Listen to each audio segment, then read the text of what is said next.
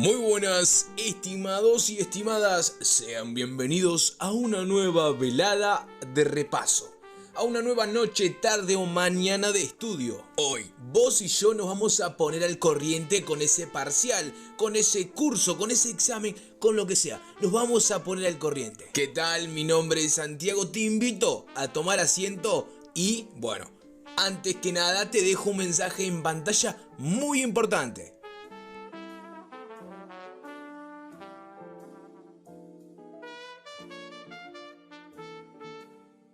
Muy bien, ya con todo claro, vamos a hacer una recapitulación de lo que venimos haciendo, como lo hacemos siempre, ¿no? En todos los capítulos, en todas las materias, siempre reenganchamos un poquito para aquel que está un poco perdido. Pero bueno, no nos tomamos más de un minuto. En el capítulo anterior nos quedamos por conceptos. ¿Qué son los conceptos? Bueno, los conceptos provienen y forman parte de la teoría, por lo tanto son abstracciones. Es entonces que en el marco de la elaboración de un proyecto de investigación hay una apropiación de determinados conceptos a partir de los cuales se constituye el objeto de investigación. Por ejemplo, concepto de aprendizaje, identidad colectiva, conflicto, ciudadanía, organización o pobreza. Estos conceptos básicamente nos van a ayudar a construir el objeto que vamos a analizar. También debemos tener siempre presente que los conceptos están siempre en cada una de las etapas o momentos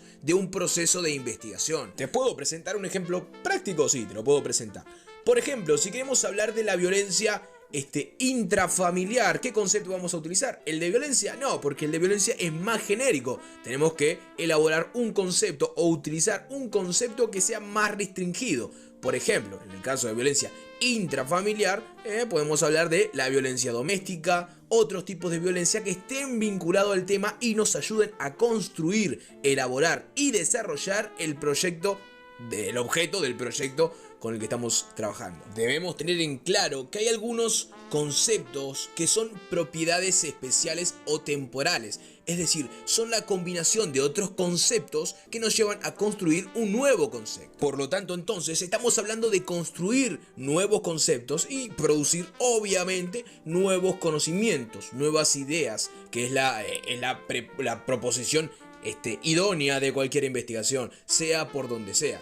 Un ejemplo, el concepto de posmodernidad. Es decir, en primer momento tuvo que existir la modernidad y haber desarrollado un concepto de modernidad. Y bueno, después le sumamos el post y ahí generamos lo que significa la posmodernidad. ¿Me explico? Hablamos de dos conceptos que se unen y generan uno nuevo. Sí, te puedo entender, estás pensando mucho bla bla bla, pero ¿para qué nos sirve? Bueno, los conceptos son esenciales porque pensamos básicamente siempre en conceptos. Los conceptos formulan proposiciones, es decir, crean las hipótesis para posteriormente ir desarrollando nuestra investigación.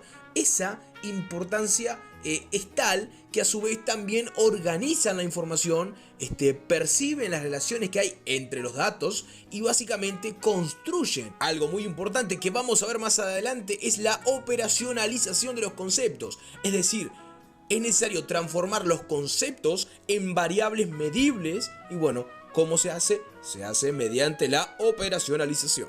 Ahora sí, damas, caballeros, después de haber hecho todo este merenjunje, vamos a lo que nos compete, el día de hoy, que es la definición de hipótesis y su relación con el diseño de investigación. Básicamente, toda esta estructura que hemos venido mencionando permiten seguir con la investigación y ejercer un control sobre la misma investigación, con el fin de encontrar resultados confiables y visualizar su relación con las interrogantes surgidas de las hipótesis. El término diseño se refiere al plan o estrategia que vamos a utilizar para obtener la información que deseamos. Todo este plan que vamos a ir elaborando genera, o mejor dicho, guía la contrastación empírica de la hipótesis. Un diseño de investigación expresa la estructura del problema y el plan de investigación usado para obtener evidencia empírica sobre las relaciones del problema. Es decir, existen tipos de diseños en función a los objetivos de la investigación. ¿Para qué quiero hacer la investigación? ¿Con qué fin? Bueno, hay diferentes, te los punteo por encima antes de comenzar a desarrollarlos. Una investigación puede ser de carácter exploratorio, puede ser de carácter descriptivo, puede ser de carácter explicativo, evaluativos y por último el diseño predictivo. Es decir, cada uno de estos puntos que mencioné son diferentes formas de encaminar o diferentes objetivos o fines que le vamos a dar a nuestra investigación. Según el diseño que escojamos, los datos que se recolectan, la manera de obtenerlos, el muestreo y otros componentes del proceso de investigación son completamente distintos en función a los tipos de objetivos de la investigación, es decir, exploratorios, descriptivos, explicativos, etc. Así que por lo pronto vamos a comenzar con el primer punto, los estudios exploratorios. ¿Para qué sirven? Bueno, los exploratorios sirven para preparar el terreno. Los de este carácter generalmente anteceden a los otros tipos. Es decir, es como el que va preparando la cancha para que surjan posteriores estudios. Este tipo básicamente se genera cuando el objetivo es examinar un tema o problema de investigación muy poco estudiado o que no ha sido abordado antes. Es decir, se caracteriza por ser muy flexible y amplio en su metodología en comparación con los estudios descriptivos o explicativos. Básicamente vamos a realizar una investigación sobre algo que nunca antes se ha investigado. Ahora, el segundo tipo, el tipo descriptivo, busca caracterizar y especificar las propiedades importantes de personas, grupos, comunidades o cualquier otro fenómeno que sea sometido a análisis. Este tipo hace honor a su nombre, describe básicamente. Este tipo registra, mide o evalúa diversos aspectos, dimensiones o comportamientos de los fenómenos a investigar. Por ejemplo, los censos nacionales de la población y vivienda, como ocurrió en Uruguay en el 2011. Estos permiten realizar estudios descriptivos sobre las personas que residen en el país. Uno de sus objetivos es medir una serie de características de los habitantes, de sus hogares y viviendas. Todo este análisis enfocado a un lugar, es decir, a un determinado país y a un determinado momento, como lo fue en el 2011. Ahora, el siguiente tipo de estudio, el estudio explicativo. Básicamente, este está dirigido a responder a las causas de los eventos físicos o sociales. Como bien su nombre lo indica, claro está, su interés se centra en explicar por qué y en qué condiciones ocurre un fenómeno, o por qué dos o más variables están relacionadas. Este tipo de diseños intentan responder a preguntas como ¿por qué los y las adolescentes uruguayos que viven en hogares de bajos ingresos se interesan en forma más temprana al mercado de trabajo? A su vez, contrastan hipótesis como el ingreso al mercado de trabajo en edades tempranas provoca el abandono del sistema educativo. Bueno, entonces, cerrando esta idea de los estudios o los diseños explicativos, básicamente podríamos decir que este tipo de diseños van más allá de la descripción de los conceptos, de fenómenos o de establecimientos de relaciones entre conceptos. Están dirigidos a responder a las causas de los eventos. Como su nombre lo indica, su interés se centra en explicar por qué dos o más variables están vinculadas. Ahora pasemos al siguiente tipo de diseños, el tipo de diseño que es el diseño evaluativo o los diseños evaluativos en el plural de la palabra. Como su nombre lo indica, se proponen a evaluar el resultado de un determinado fenómeno.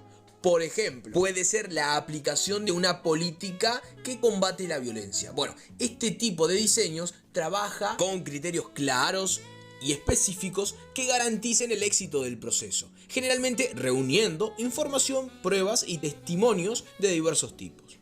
Y finalmente, el último de los diseños predictivos. Estos pretenden anunciar el comportamiento a futuro de dos o más variables. Bueno, básicamente, como bien dice su nombre, ¿no? Predecir.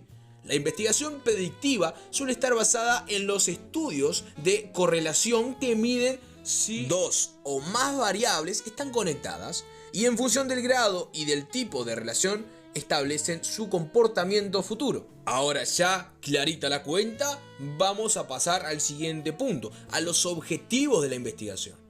Debemos tener en cuenta que todo proyecto de investigación distingue entre objetivos generales y objetivos específicos, siendo los generales el norte o el foco de investigación desde el cual se desprenderán los específicos, es decir, los siguientes tipos de objetivos, los cuales conducirán al logro del objetivo general alcanzable con la metodología propuesta. Siguiendo al teórico Briones, los objetivos tienen un lugar específico en el proyecto de investigación.